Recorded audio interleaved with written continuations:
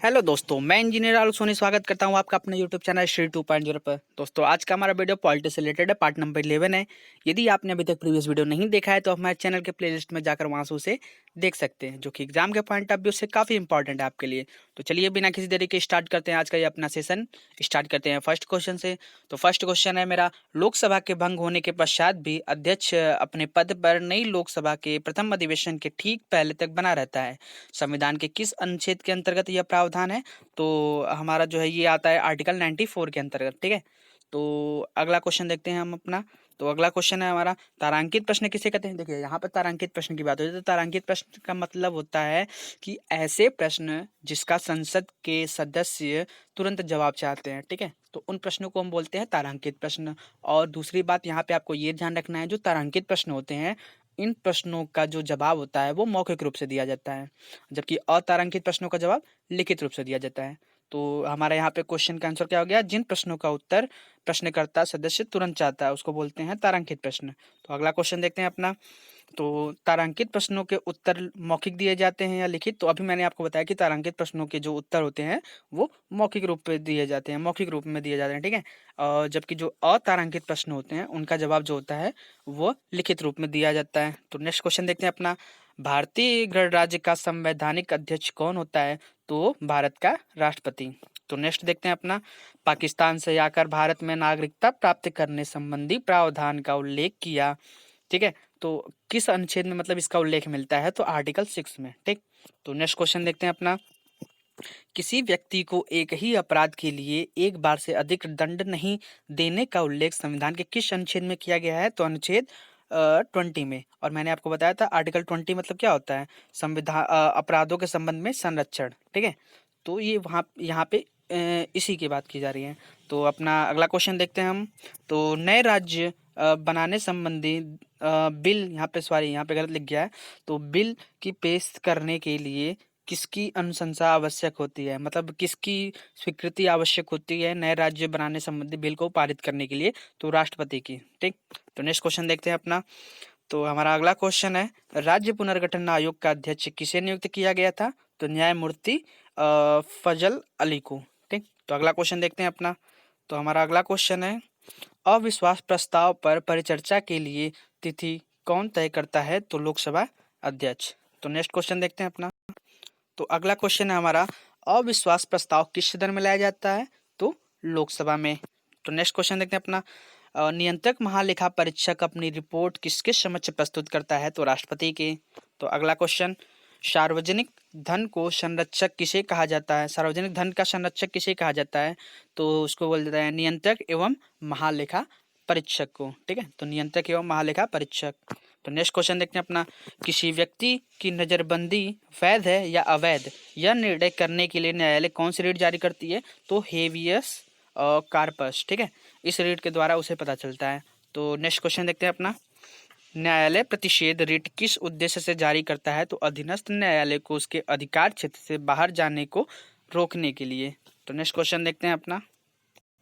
तो हमारा अगला क्वेश्चन है, 44वें संविधान संशोधन या कब किया गया था? तो 1978 में। मतलब 44वां संविधान संशोधन कब हुआ था? तो 1978 में हुआ था। नेक्स्ट क्वेश्चन देखते हैं, मौलिक अधिकारों के संशोधन के प्रश्न पर किस विवाद के आधार पर उच्चतम न्यायालय ने पहली बार संशोधन के लिए फैसला दिया? तो शंकरी प्रसाद बनाम बिहार राज्य। ठीक है, तो अगला क्वेश्चन देखते हैं अपना, राष्ट्रपति का चुनाव किस चुनाव प्रणाली के आधार पर होता है? तो एकल संक्रमणीय प्रणाली के आधार पर। ठीक है, राष्ट्रपति का चुनाव एकल संक्रमणीय प्रणाली के आधार पर होता है। तो अगला क्वेश्चन देखते हैं अपना, भारतीय संविधान के अनुसार राज्यों की विधायिका में सम्मिलित है। तो कौन कौन आता है राज्य विधायिका में? राज्यपाल आएगा, विधानसभा और विधान परिषद। ठीक, तो अगला क्वेश्चन देखते हैं अपना, कार्य संचालन में राष्ट्रपति की सहायता कौन करता है? तो मंत्रिपरिषद। नेक्स्ट क्वेश्चन देखते हैं अपना, प्रतिषेध एंड और उत्प्रेषण दोनों किसके संदर्भ में जारी किए जा सकते हैं? तो न्यायिक प्राधिकारियों के लिए। ठीक है, मतलब न्यायिक और अधिकारियों के लिए, सिंपल मतलब। ठीक है, तो अगला क्वेश्चन देखते हैं अपना, विभिन्न आयोगों को गठित करने का अधिकार किसे प्राप्त है? तो राष्ट्रपति को। तो नेक्स्ट क्वेश्चन देखते हैं अपना, संविधान सभा की पहली बैठक 9 दिसंबर 1946 को। ठीक है, और डॉक्टर सच्चिदानंद सिन्हा को जो था अस्थायी सदस्य बनाया गया, और 11 दिसंबर 1946 को डॉक्टर राजेंद्र प्रसाद को स्थायी सदस्य बनाया गया था, इसके ठीक 2 दिन बाद। तो अगला क्वेश्चन देखते हैं अपना, भारतीय स्वाधीनता अधिनियम 1947 के बाद संविधान सभा की स्थिति में कौन सा महत्वपूर्ण परिवर्तन हुआ?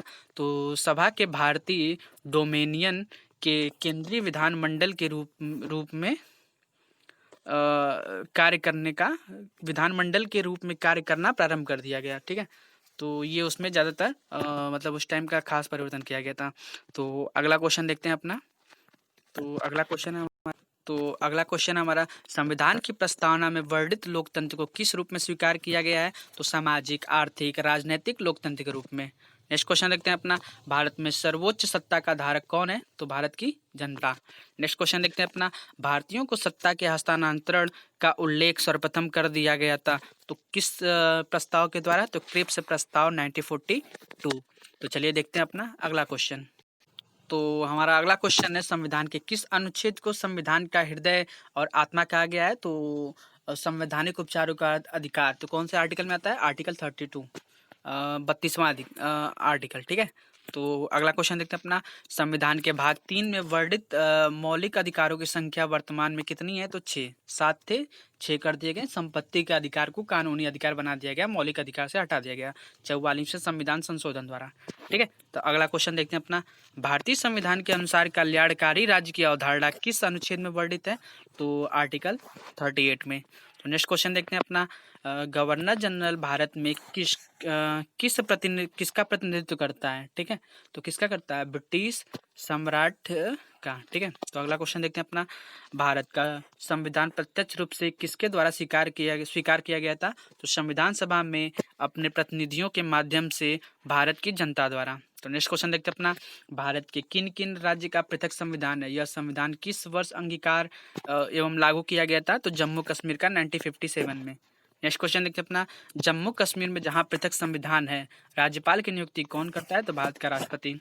नेक्स्ट क्वेश्चन, अखिल भारतीय प्रशासनिक सेवाओं में नियुक्ति कौन करता है? तो भारत का राष्ट्रपति। तो अगला क्वेश्चन देखते हैं अपना, भारत के राष्ट्रपति के विरुद्ध महाभियोग पहल कौन कर सकता है? तो संसद का कोई भी सदन। ठीक है, कोई भी सदन, चाहे लोकसभा चाहे राज्यसभा, यहाँ पे इसकी बात कर रहे हैं। ठीक है, तो अगला क्वेश्चन देखते हैं अपना, तो राज्यपाल अध्यादेश कब जारी कर सकता है? तो जब विधानसभा अवकाश में हो। ठीक है, तो नेक्स्ट क्वेश्चन देखते हैं अपना, तो केंद्रीय बजट में व्यय की कौन सी मद का सबसे बड़ा भाग होता है? तो ऋणों पर ब्याज का भुगतान। तो नेक्स्ट क्वेश्चन देखते हैं अपना, एक अभियुक्त को जिसे सत्र न्यायालय द्वारा मृत्युदंड दिया गया है, किसी भी हालत में तब तक फांसी नहीं दी जा सकती जब तक कि उम्र के निर्णय की उच्च न्यायालय द्वारा पुष्टि नहीं हो जाती। ठीक है, मतलब उस निर्णय की, सॉरी यहाँ पे उस निर्णय की उच्च न्यायालय द्वारा पुष्टि नहीं की जा सकती है, कहीं मिसप्रिंट हो गया था। तो अगला क्वेश्चन देखते हैं अपना, भारत के राष्ट्रपति भारत के संविधान के अनुच्छेद 352 के अंतर्गत आपातकाल की स्थिति का घोषणा कर सकते हैं। कब कर सकते हैं? तो जब युद्ध हो या युद्ध की धमकी हो, मतलब इन दो केसों में भी कर सकते हैं। तो नेक्स्ट क्वेश्चन देखते हैं अपना, भारतीय संविधान का प्रारूप किसने तैयार किया था?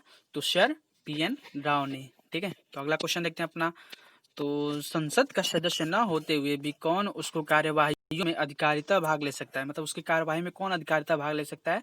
तो भारत का महान्यायवादी, अटॉर्नी जनरल ऑफ इंडिया। तो अगला क्वेश्चन देखते हैं अपना, मृत्युदंड क्षमा करने की शक्ति संविधान द्वारा किसे प्रदत्त है? तो केवल राष्ट्रपति को। और कौन से आर्टिकल के थ्रू?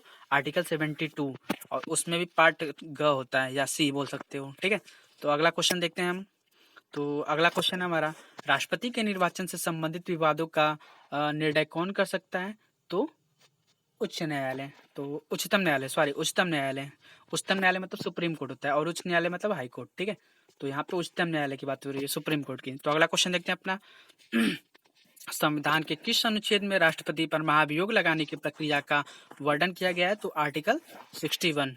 ठीक, तो अगला क्वेश्चन देखते हैं अपना, तो अगला क्वेश्चन है हमारा, किसी राज्य के राज्यपाल की अनुपस्थिति में उसके कर्तव्यों का निर्वहन कौन करता है? तो पड़ोसी राज्य के राज्यपाल को, ठीक है, को उसको क्या होता है कि अतिरिक्त कार्यभार सौंप दिया जाता है और उनको वेतन फिर भी एक ही पोस्ट के लिए मिलता है, मतलब एक ही जगह के लिए राज्यपाल होने के लिए मिलता है, ठीक है, ये नहीं कि उनको डबल उनकी सैलरी डबल कर दी जाएगी। तो अगला क्वेश्चन देखते हैं अपना, जब कोई राज्य राष्ट्रपति शासन के अंतर्गत होता है तब उस राज्य का बजट कौन पारित करता है? तो संसद। नेक्स्ट क्वेश्चन देखते हैं अपना, भारतीय शासन में धर्मनिरपेक्ष विशेषता को संविधान के किस भाग से अपनी शक्ति प्राप्त होती है? तो अनुच्छेद 15 और 25 से। तो अगला क्वेश्चन देखते हैं अपना, तो यह कथन किसने कहा है कि भारत का संविधान एक ऐसी शासन पद्धति की स्थापना करता है जो लगभग परिसंघकल्प है? तो प्रोफेसर केसी हियर ने, ठीक है। तो अगला क्वेश्चन देखते हैं अपना, तो भारत के प्रधानमंत्री का वेतन और अनुलाभ निर्धारित किए जाते हैं तो संसद द्वारा। नेक्स्ट क्वेश्चन, भारत के वे प्रथम स्पीकर कौन थे जिनके विरुद्ध लोकसभा में अविश्वास प्रस्ताव लाया गया था? तो GB Mavalankar. Very very important question है। तो अगला क्वेश्चन देखते हैं अपना, वर्ष 1961 में राज्यसभा एवं लोकसभा की प्रयुक्त संयुक्त बैठक हुई थी तो दहेज उन्मूलन विधेयक के संबंध में, ठीक है, इस कंडीशन को लेकर, मतलब इस विषय को लेकर लोकसभा और राज्यसभा का संयुक्त बैठक हुआ था, ठीक है। तो दोस्तों इसी के साथ आज का हमारा ये वीडियो खत्म होता है। यदि आपको वीडियो अच्छा लगा तो अपने दोस्तों के साथ शेयर करें और वीडियो को लाइक करें और चैनल को सब्सक्राइब करके बेल आइकन को प्रेस करें ताकि आप तक हमारे वीडियो का नोटिफिकेशन सबसे पहले पहुंचता रहे। तो मिलते हैं अपने नेक्स्ट वीडियो में, तब तक के लिए bye bye, take care, love you all.